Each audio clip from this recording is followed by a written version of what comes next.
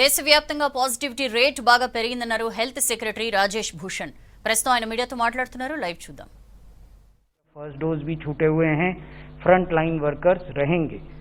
बाकी जो भारत सरकार से अलावा अन्य चैनल्स हैं, यानी राज्य सरकार ने सीधे प्रोक्योर किया या प्राइवेट अस्पतालों ने सीधे प्रोक्योर किया, उसमें 18 बरस से ऊपर के सभी बालिग लोग वैक्सीनेशन करा सकेंगे. इस प्रकार देश की एक बहुत बड़ी जनसंख्या को वैक्सीनेशन की सुविधा उपलब्ध हो जाएगी. जो पांचवा सिद्धांत इस स्ट्रैटेजी का है वो ये है कि पूर्व की तरह वैक्सीनेशन फ्री होगा एलिजिबल पॉपुलेशन ग्रुप्स के लिए, जो कि भारत सरकार द्वारा दी गई वैक्सीन के आधार पर संचालित किए जा रहे हैं.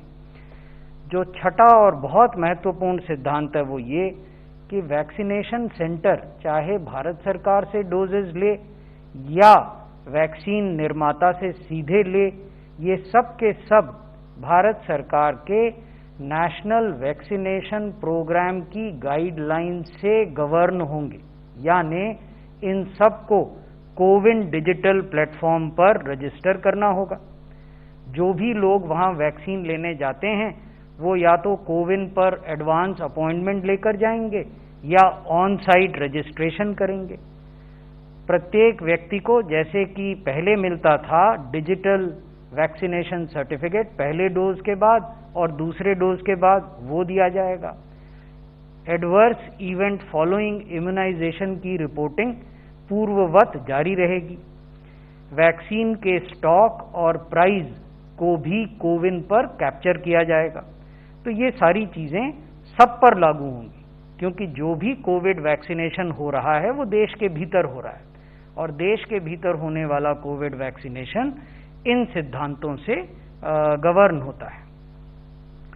जो सातवां मुख्य बिंदु है वो ये है कि भविष्य में आने वाली वैक्सीन्स पर भी ये 50% भारत सरकार और 50% भारत सरकार के अलावा अन्य चैनल्स वाला सिद्धांत लागू होगा.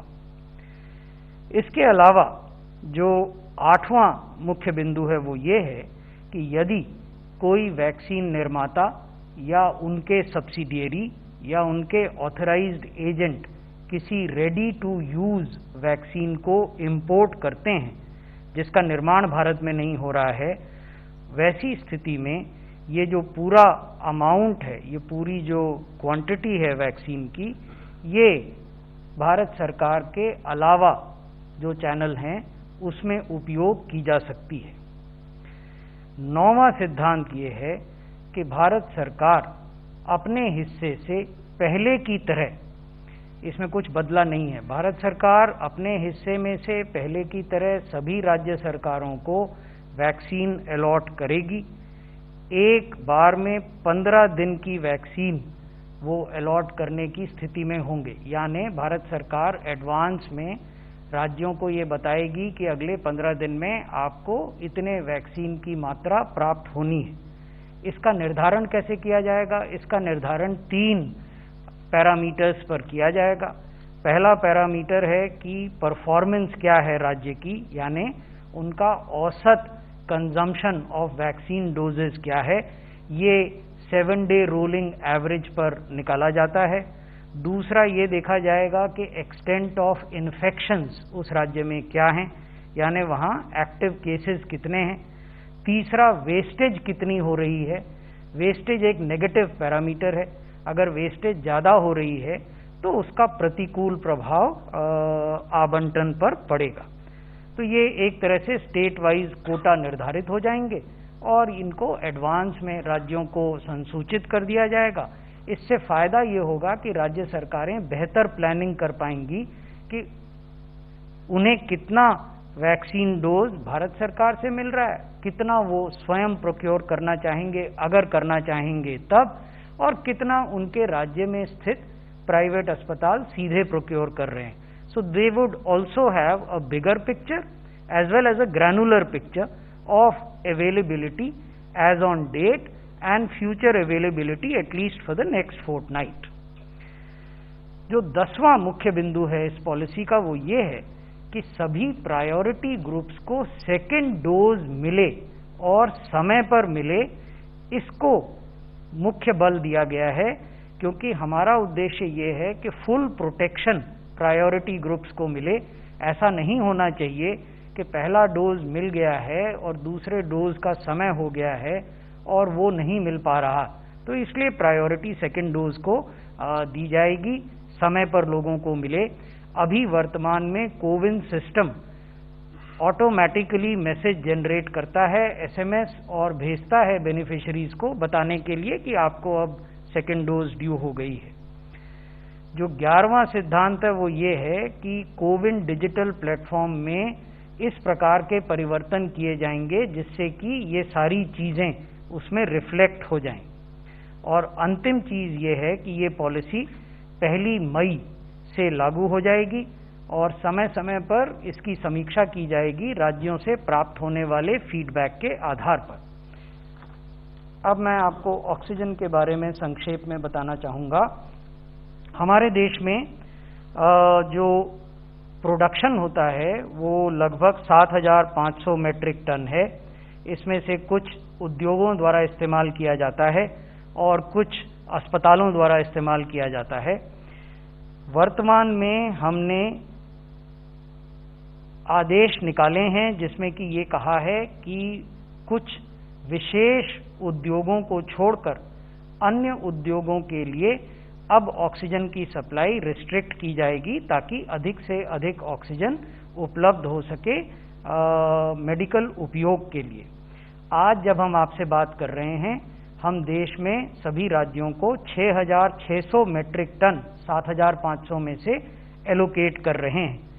आज हमने एक और सूचना जारी की है जिसमें हमने ये कहा है कि पूर्व में जिन इंडस्ट्रीज को एग्जेम्पशन दिया गया था, यानी जिनको ऑक्सीजन मिलती रहेगी, उसमें फिर से संशोधन किया गया है और अब ऐसे स्टील प्लांट जिनके पास कैप्टिव ऑक्सीजन प्लांट्स हैं उनको ही ऑक्सीजन मिलेगी और बाकी स्टील प्लांट जिनके पास कैप्टिव ऑक्सीजन प्लांट नहीं है वो भी एग्जेम्पशन की श्रेणी से हमने हटा लिए।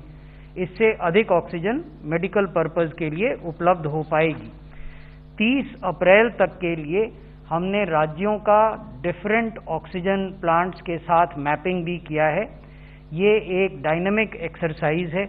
समय समय पर इस तरह की शिकायतें आती हैं कि किसी राज्य में आवागमन बाधित हुआ ऑक्सीजन का, तो हम राज्य सरकारों से बात करते हैं और उनको कन्विंस करते हैं कि वो अबाध अनहिंडर्ड मूवमेंट, अबाध जो मूवमेंट है गाड़ियों का जो ऑक्सीजन ले जाती हैं वो परमिट करें ताकि जो लाइव्स हैं उनको बचाया जा सके, जिंदगी ज़्यादा महत्वपूर्ण है, उनको बचाया जा सके।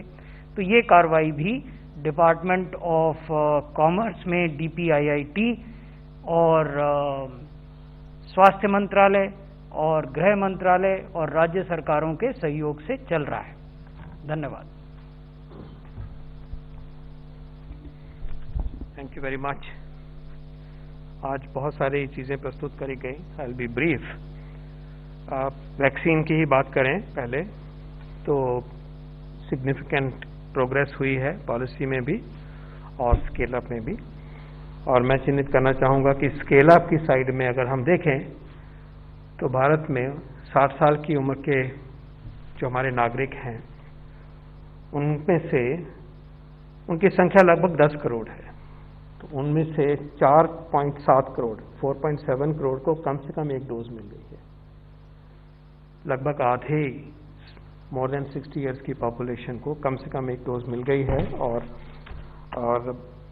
बाकी दूसरी डोज की भी प्रक्रिया चली हुई है। ये अपने में एक माइलस्टोन की तरह इमर्ज होगा, लेकिन we are quite close to this point.